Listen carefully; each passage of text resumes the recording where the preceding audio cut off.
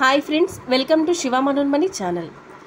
గౌతమ మహర్షి కృతయుగంలో అత్యంత పవిత్రుడిగా తన భార్య అహల్య సమేతంగా గోదావరి ఒడ్డున తపస్సు చేస్తూ ఉండేవాడు.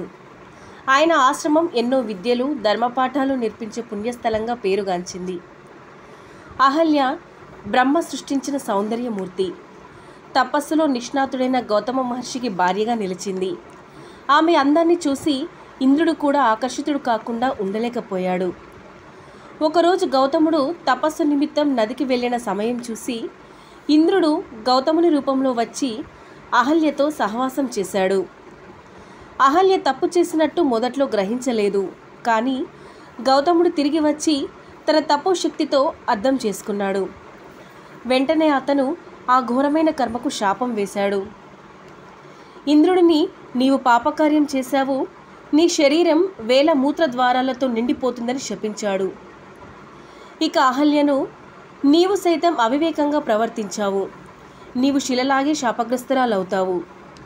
కాలచక్రం తిరిగి శ్రీరాముడు ఈ భూమికి వచ్చి నిన్ను మోక్షానికి నడిపించే వరకు నీవు శిలగా ఉండాలి అని శపించాడు. ఇంద్రుడు ఎంత దేవత అయినా అతని పాపానికి కర్మ వదలలేదు. దేవతలు వేడుకున్నారు. గౌతముడు శాపాన్ని కొంత తగ్గించాడు. మూత్రద్వారాలను కన్నులా మారుస్తానన్నాడు. కానీ కర్మ ఫలితం తప్పలేదు. అహల్య శిలగా మారింది. పాప పరిహారం కోసం ఎంతో కాలం వేచి చూసింది. సత్యధర్మ పరాయణుడైన శ్రీరాముడు అరణ్యవాసంలో అక్కడికి రాగానే ఆమె శిలను తాకాడు. ఆమె మోక్షం పొందింది.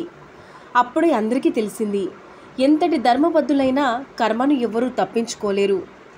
సత్యం ఏమిటంటే, ఇంద్రుడైనా గౌతముడైనా కర్మ ఫలితం తప్పదు. పుణ్యము పాపము రెండూ తిరిగి వస్తాయి. ఇది కాలచక్రంలో మారని నియమం. ఇది పురాణాల నుండి తీసుకున్న ప్రాచీన కథ. మీకు ఇలాంటి మరెన్నో సనాతన ధర్మంలోని నిజమైన ఘట్టాల ఆధారంగా జరిగిన కథలను కావాలనుకుంటున్నారా? అయితే నా ఛానల్ని సబ్స్క్రైబ్ చేయండి.